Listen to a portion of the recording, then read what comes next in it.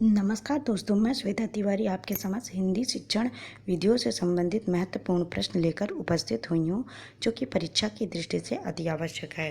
इसमें पहला प्रश्न है, मूल्यांकन के बारे में कौन सा कथन सत्य है?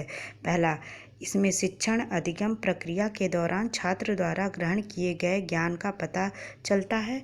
दूसरा, इसके द्वारा अध्यापक विद्यार्थियों की बुद्धिलब्धि का पता कर सकता है। तीसरा, अध्यापक इससे स्वयं द्वारा विद्यार्थियों के लिए निर्धारित किए गए लक्ष्यों के प्राप्त होने या न होने की जांच कर सकता है। चौथा, यह सभी। तो इसका सही उत्तर है यह सभी। दूसरा प्रश्न है, नाटक शिक्षण का उद्देश्य क्या है? पहला, समाज की परिस्थिति की साझेदारी करना। दूसरा, शिष्ट मनोरंजन करना। चौथा, युग संदेश दर्शकों तक पहुंचाना। चौथा, यह सभी। तो इसका सही उत्तर है यह सभी। तीसरा प्रश्न है, हिंदी का शिक्षक छात्रों को हिंदी में सबसे पहले किसकी शिक्षा देता है? पहला, कहानी। दूसरा, एकांकी। तीसरा, कविता। चौथा, व्याकरण। तो इसका सही उत्तर है कविता। चौथा प्रश्न है, गद्य शिक्षण का उद्देश्य क्या है? पहला, लेखन में सृजनात्मकता का विकास करना। दूसरा, लेखन में मौलिकता का विकास करना। तीसरा, शब्दों का प्रभावशाली प्रयोग कर सके। चौथा, यह सभी। तो इसका सही उत्तर है यह सभी।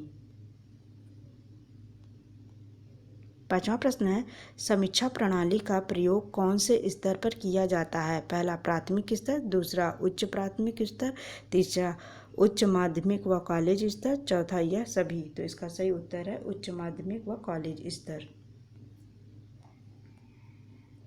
छठवां प्रश्न है,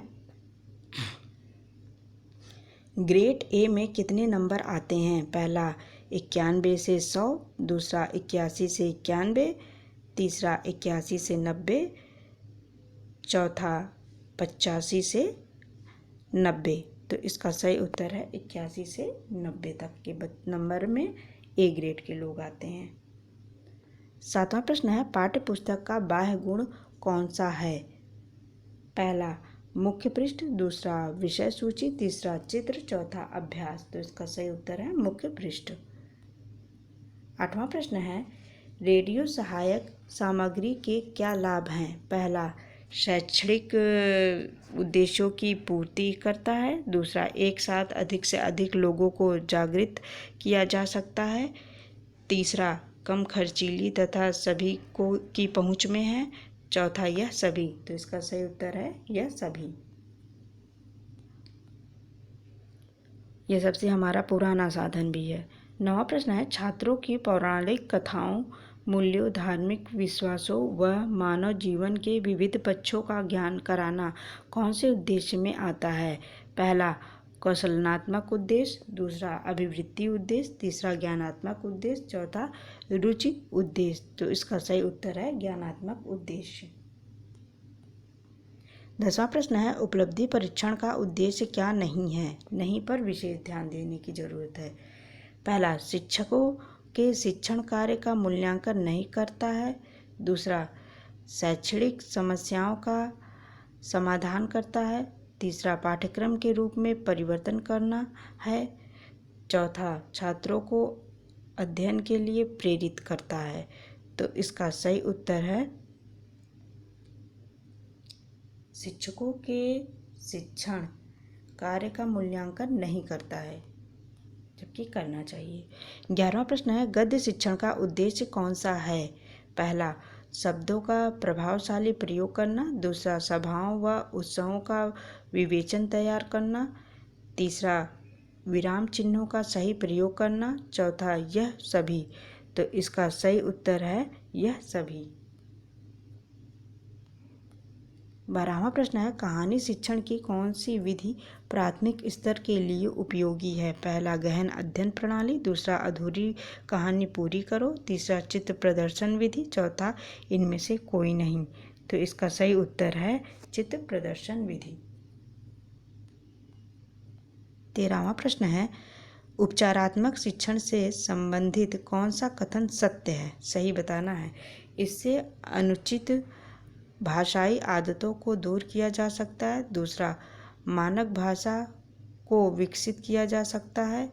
तीसरा, विद्यार्थियों की ज्ञानपरक अशुद्धियों को दूर करना है। चौथा, यह सभी। तो इसका सही उत्तर है यह सभी।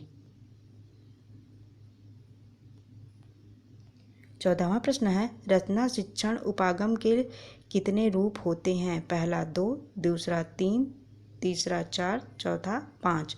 तो इसका सही उत्तर है 2। 15वां प्रश्न है, भाषा प्रवाह तथा अभिव्यक्ति कौशल के मूल्यांकन का उपयुक्त तरीका है? पहला, लिखित परीक्षाएं, दूसरा वस्तुनिष्ठ परीक्षण, तीसरा मौखिक वार्तालाप, चौथा यह सभी। तो इसका सही उत्तर है मौखिक वार्तालाप।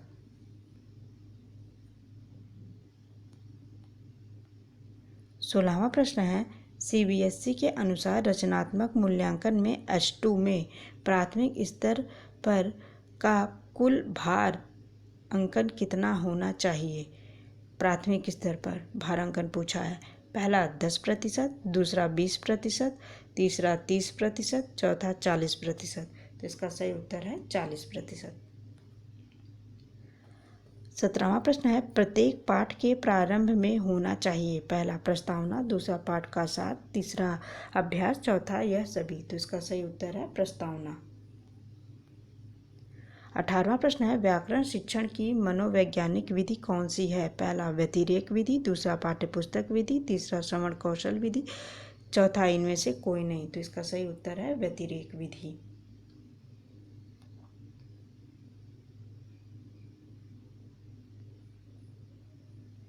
19वां प्रश्न है, जेकोटॉक विधि का प्रयोग कौन से कौशल की शिक्षा देने में किया जाता है? पहला उच्चारण कौशल, दूसरा वाचन कौशल, तीसरा लेखन कौशल, चौथा श्रवण कौशल।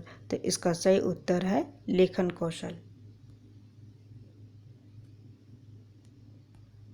20वां प्रश्न है, उपचारात्मक शिक्षण के बारे में कौन सा कथन सत्य है? पहला, इसका मुख्य लक्ष्य छात्रों की अधिगम समस्या तथा कठिनाई का समाधान करना है। दूसरा, छात्रों में आत्मविश्वास की वृद्धि करता है। तीसरा, छात्रों की हीन भावना से बचाता है। चौथा, यह सभी। तो इसका सही उत्तर है यह सभी। इस प्रकार कुछ दोस्तों मैं 20 प्रश्न आपके सामने प्रस्तुत कर पाई हूँ। अगर इसमें कोई त्रुटि हो गई हो तो क्षमा कीजिएगा। और भी अच्छे अच्छे प्रश्न मैं लेके आऊँगी। बस मेरी वीडियो को ज़्यादा से ज़्यादा शेयर, सब्सक्राइब और लाइक कीजिएगा, क्योंकि जो भी बच्चा तैयारी कर रहा है यह वीडियो वहाँ तक पहुँच सके और मेरा भी कुछ उसको योगदान दे सकूँ मैं भी। बहुत बहुत धन्यवाद।